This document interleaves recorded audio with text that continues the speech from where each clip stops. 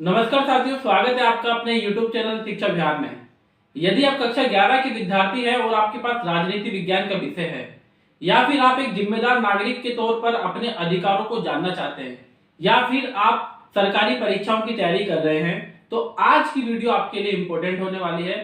क्योंकि आज हम भारतीय संविधान के तहत जो हमें 6 अधिकार प्राप्त है, 6 मौलिक अधिकार प्राप्त है, उसमें से पहला मौलिक अधिकार समानता के अधिकार पर हम अपनी समझ विकसित करने वाले हैं। मौलिक अधिकार वो अधिकार होते हैं जो किसी भी नागरिक को अपना जीवन सम्मान से जीने के लिए स्थितियां उपलब्ध कराते हैं, जैसे स्वतंत्रता का अधिकार यानी आजादी का अधिकार, बोलने का अधिकार, जीवन जीने का अधिकार, शोषण के विरुद्ध अधिकार, बंधुआ मजदूरी ना करने का अधिकार। ये वो अधिकार है साथियों जो किसी भी नागरिक को अपना जीवन सम्मान पूर्वक जीने के लिए स्थितियां उपलब्ध कराते हैं। साथ ही मौलिक अधिकारों की रक्षा सीधे हमारा संविधान करता है। तो साथियों चलिए शुरू करते हैं अपनी आज की वीडियो, समानता का अधिकार। साथियों इससे पहले हम अपना समानता का अधिकार विषय प्रारंभ करें, उससे पहले हम समझ लेते हैं भारतीय संविधान में कितने मौलिक अधिकार हैं। तो साथियों भारतीय संविधान के भाग 3 में हमारे 6 मौलिक अधिकार हैं। पहला अधिकार हमारा है समानता का अधिकार, स्वतंत्रता का अधिकार, शोषण के विरुद्ध अधिकार, धार्मिक स्वतंत्रता का अधिकार, सांस्कृतिक और शैक्षिक अधिकार, संवैधानिक उपचार का अधिकार।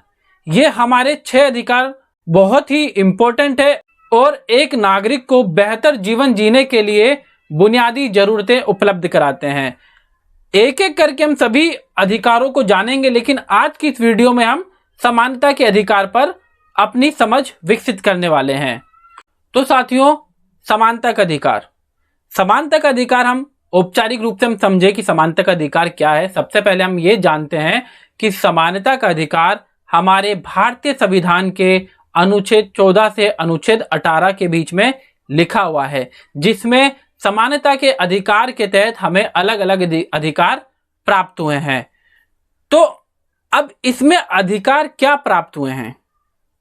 दरअसल साथियों अनुच्छेद 14 से 18 के बीच में वर्णित समानता के अधिकार में भारतीय नागरिकों को जाति, धर्म, नस्ल, लिंग, मूल वंश या जन्म स्थान इत्यादि के बिना एक समान अधिकार प्राप्त होते हैं।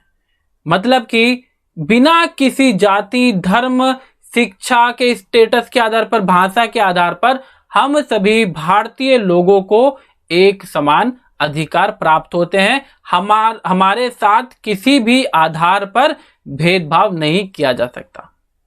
समानता का अधिकार भारत को एक सच्चे लोकतंत्र के रूप में स्थापित करता है। भले ही अगर हमारे देश में स्वतंत्रता मिल जाती, लेकिन हम अपने नागरिकों को इक्वली ट्रीट नहीं कर पाते, उनके साथ समान व्यवहार नहीं कर पाते, तो हम समझ सकते हैं कि लोकतंत्र भारत में स्थापित हो ही नहीं पाता। ये समानता का अधिकार ही है जिसमें सभी नागरिकों को समान प्रतिष्ठा और गरिमा प्राप्त होती है। अब हम समझते हैं कि अनुच्छेद 14 से अनुच्छेद 18 के बीच में हमें कौन कौन से अधिकार प्राप्त हैं। तो साथियों अनुच्छेद 14 हमें अधिकार प्राप्त करता है कानून या विधि के समक्ष समानता, कि कानून सभी नागरिकों के लिए समान है। कोई ब्राह्मण जाति से है, कोई अमीर है, कोई गरीब है, कोई अशिक्षित है, कोई कैसी भी स्थिति में है, वो कहीं भी रहता है, कोई सी भी भाषा बोलता है, कानून के नजर में सभी व्यक्ति समान हैं और कानून किसी भी आधार पर भेदभाव नहीं कर सकता। अनुच्छेद 15 हमें बताता है धर्म, मूल वंश मतलब कि हमारी नस्ल के आधार पर, जाति के आधार पर, लिंग या जन्म स्थान के आधार पर भेदभाव कोई भी नहीं कर सकता।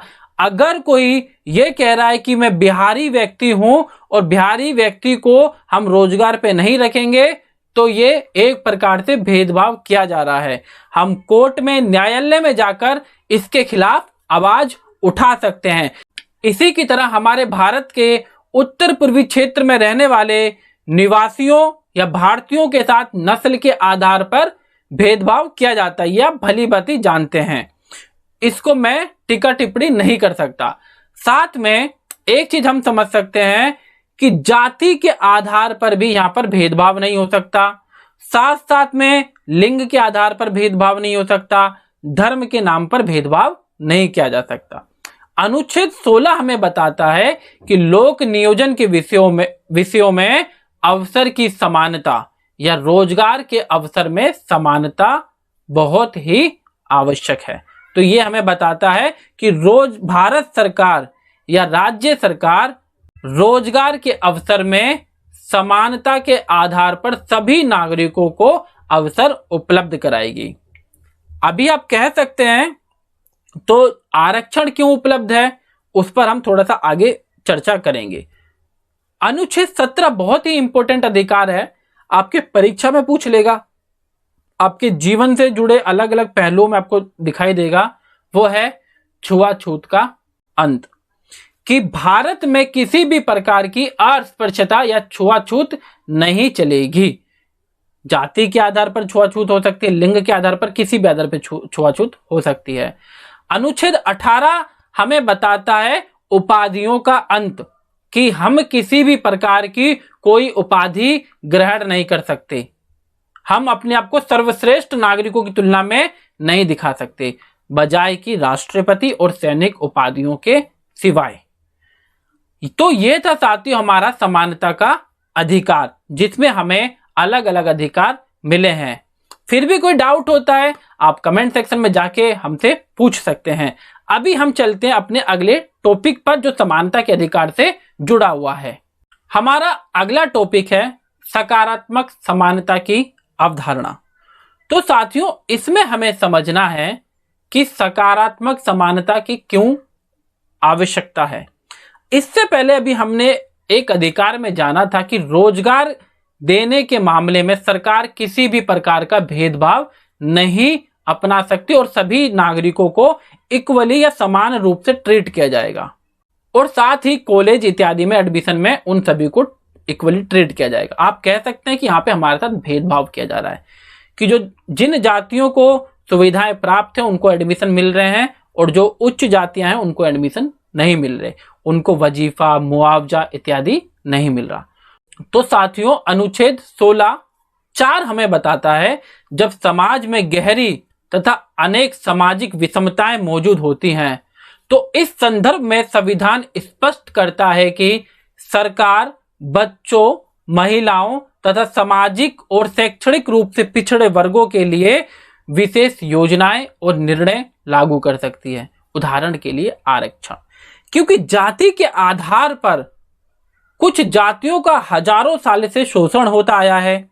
अब उनको हम समाज की मुख्य धारा में कैसे लेके आए, तो हमने क्या शुरू किया, आरक्षण प्रथा, कि हम उन जातियों को सरकारी नौकरियों में आरक्षण देंगे, महिलाओं के लिए कई योजनाएं चलाएंगे, हम महिलाओं के लिए हम पंचायती राज व्यवस्था में या स्थानीय चुनाव में, एमसीडी में, नगर निगम में हम उनको सीटें उपलब्ध कराएंगे, आरक्षण उपलब्ध कराएंगे।